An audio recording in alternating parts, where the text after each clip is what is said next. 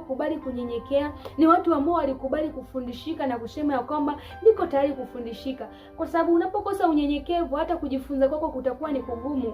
Hautatamani kusaidiwa na mtu mwingine. Kwa sababu gani? Utajiona kwamba mimi kila kitu nakiweza. Utajiona ya kwamba hicho anachokifanya mimi nakijua, kwa haina haja ya kukijua.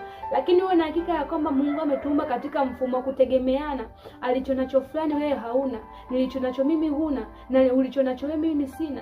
Kwa hiyo ninakutegemea wewe na unanitegemea mimi. Unamtegemea yule na yule anakutegemea wewe. Bwana Yesu asifiwe sana. Kwa hiyo unatakiwa kuwa mnyenyekevu.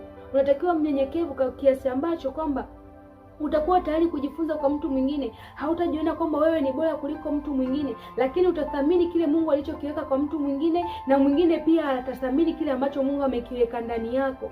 Kwa sababu gani? Kama usipokithamini kile Mungu alichokiweka ndani ya mwenzako, ina maana kwamba hata chako pia kitakuwa hakina maana.